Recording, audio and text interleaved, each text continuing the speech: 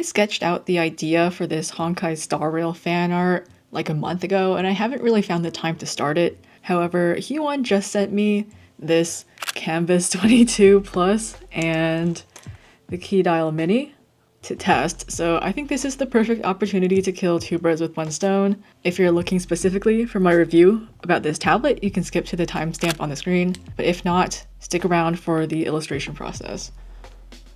So one of my favorite things to draw is scenes with lots of characters in a somewhat cluttered but cozy environment, and after doing it a few times, I think I have a decent grasp on my process, so let's go through it together.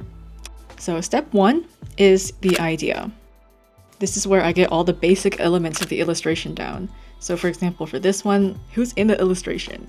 I will make a list of everyone that I want to draw, and then I have to clarify for myself, like, what are they doing? Where are they?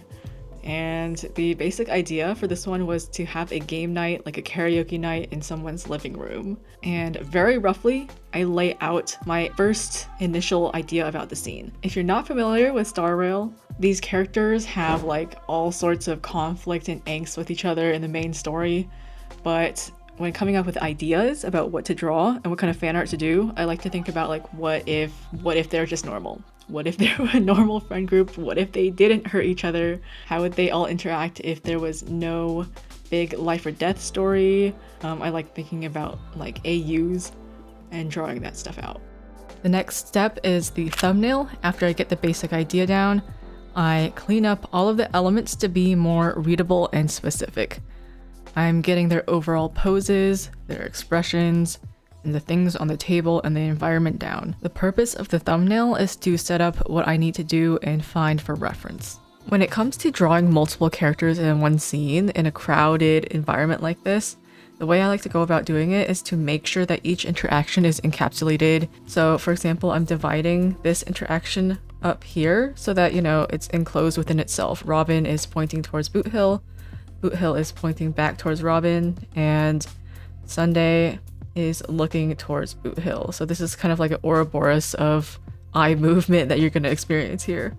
And then same thing with the rest of the interactions. In these sorts of compositions, it can be fun to have a character who's just like not involved in any of the interactions. This is Kalis on the ground. Nobody's interacting with him. He's kind of just checked out. And for a viewer who is like making their way through the image to suddenly land on Kalis, it can be kind of funny. Step 3 is reference. So using the thumbnail, I take a reference video. I try out several different poses for each character and just use what I have around as props.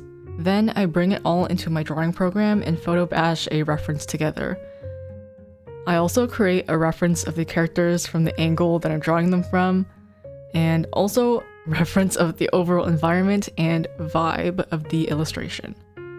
After working with some mentees for a while, I noticed that a lot of them will just jump into an illustration with like no research, no mood board, no reference, and then wonder why their drawing looks different from what is in their head. Well, it's probably because you didn't clarify what was happening in your head.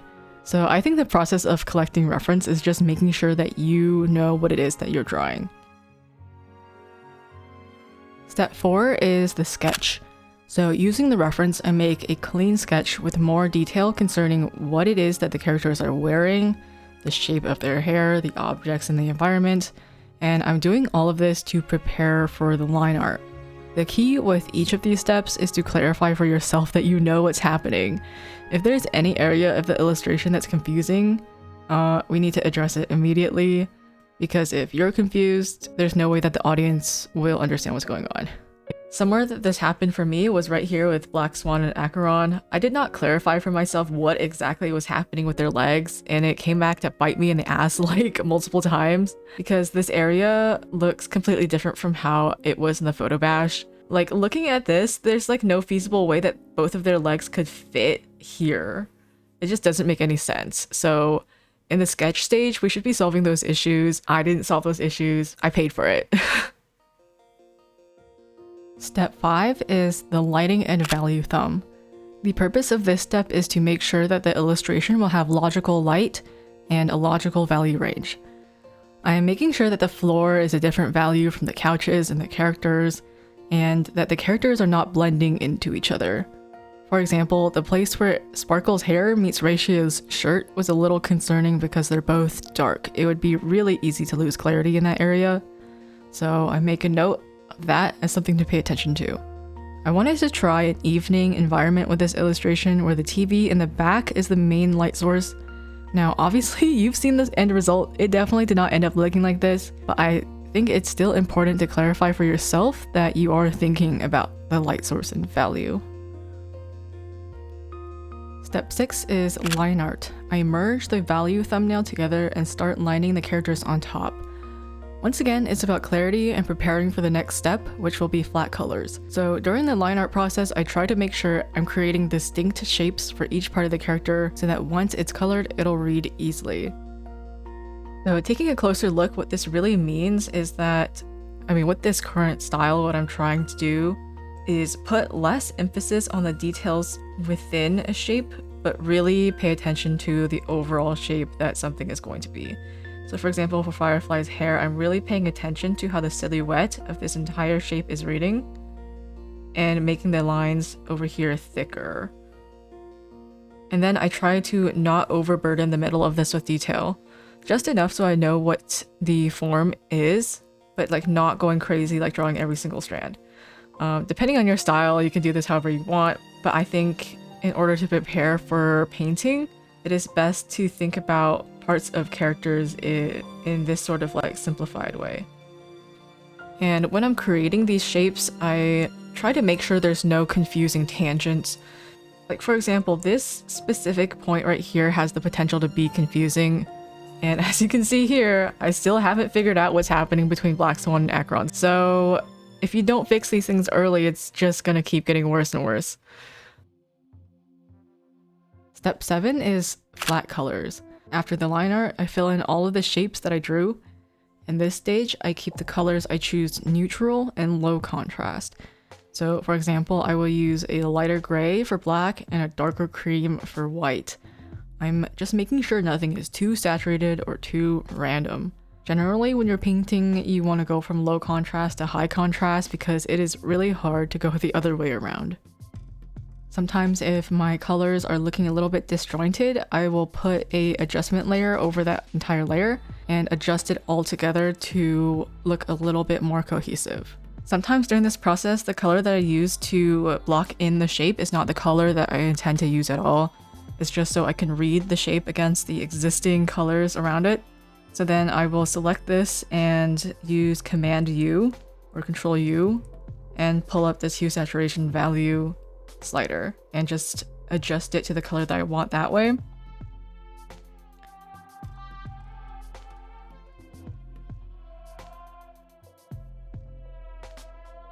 Learning to choose colors using the slider like this is, I think, a lot easier than trying to pick the right color from the color wheel. So another example of how low contrast I keep it, Acheron's hair is actually like very dark. It's like almost black, and so is Sparkle's hair. But in the flat color phase, I don't want to make them too dark because then it's impossible to go darker. So I make them quite a neutral and slightly lighter version of that hue. Step 8 is the initial render. After the flat colors, I start rendering, which to me means adding the light and shadows. I add a little bit of hue variation and also thinking about the bounce light. So for example, Aventurine's teal shirt might have some purple hues due to being next to Black Swan, and Ratio might have red hues from sitting next to Sparkle. I also start solidifying details like the mech that they're building, what exactly is on the TV screen, what configuration are the tarot cards in. This step is basically showing you an approximation of what the end product will look like. Now for me, it was feeling very off. There were many things bothering me once I rendered it out like 70%. So at this point, I was doing a self-critique. I sat back and looked at this as a whole and decided that I did not feel anything looking at it. And that was a big issue. In fact, I might actually just feel confused. I don't know what I'm supposed to feel. So firstly, the lighting was not working for me. I wanted an indoor lighting where the main light source was going to be the TV and maybe some lamps off to the side. However, the way that I render the characters did not lend itself very well to that sort of feeling. And when that sort of lighting was introduced to the scene, it did not make it feel better. It made it feel like much worse. So number one, lighting, bad. Number two, the interactions. I know that I talked about interactions before and explained how I set them up, but at this point I no longer agreed with how I did that. This is tied into my third mistake, which is relying on reference too much. I definitely over-relied on reference, and it caused the characters to be rather stiff. I don't like that we don't see Firefly's face, we don't see Acheron's face, and we barely see Sparkle's face. And I don't like how they are all in their own bubbles. I did set it up to be this way, but the more I worked on it, the more I felt like this was too distracting. So I tried to course correct in the middle of that and make it so that there's no more tarot cards, and they're all playing Uno instead of Jenga, which they were doing before. However, this did not fix the problems. Additionally, I felt like this area just felt way too flat for me. It feels too staged, and I don't like it when things feel too staged. I want things to feel natural. So with all of these issues like roaming around in my head, we enter the next stage. Step 9, obviously optional step, revision. However, very realistic. Very rarely do illustrations go perfectly from step 1 to the finish in like a straight line. So the main thing that was bothering me was what was happening in the back.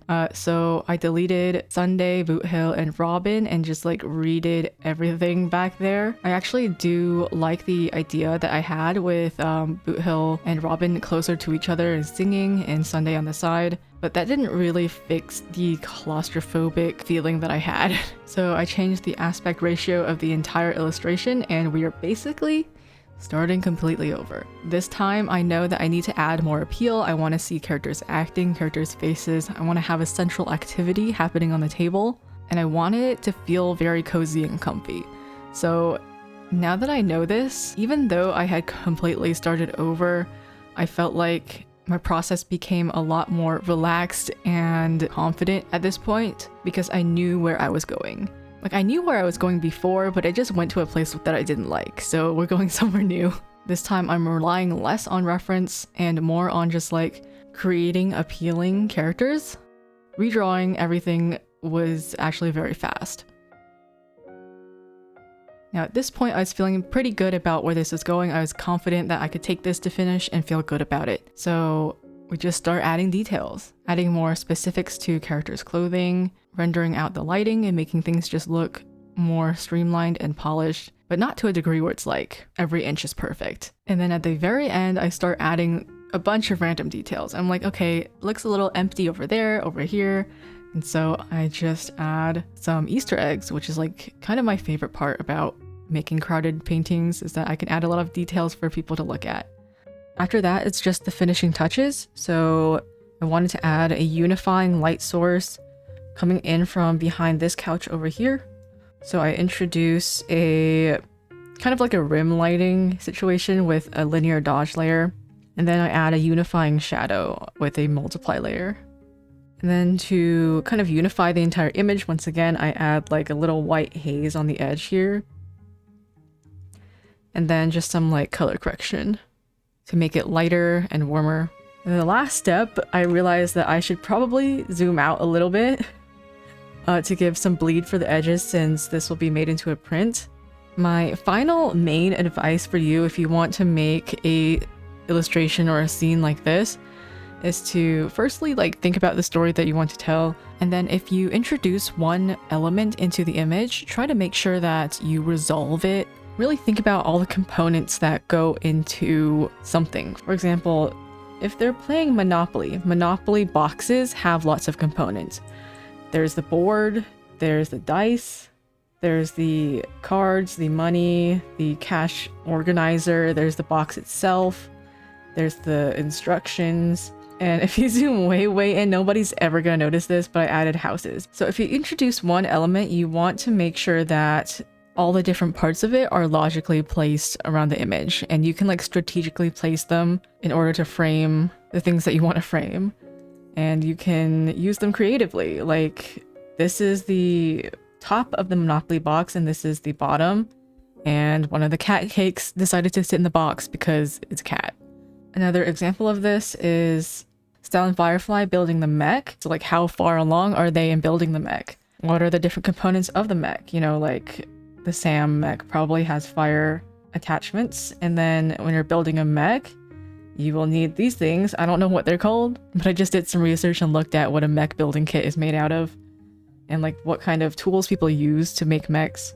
And a mech building kit will come with obviously the kit and then instructions, and then you'll probably need like a little plate to hold the things that you're cutting off. If you can't think of things to place in your environment, just think like logically speaking, if someone was doing this activity, what would be the things they will need in order to do it? Another example is Boothill over here. Boothill wears a cowboy hat and a shawl. So if he is getting comfortable on a couch, he might place them on the couch somewhere. So then it's up to you to think about like, where is he going to place these things? And also, where can I place these things as the artist to frame the image that I want to create?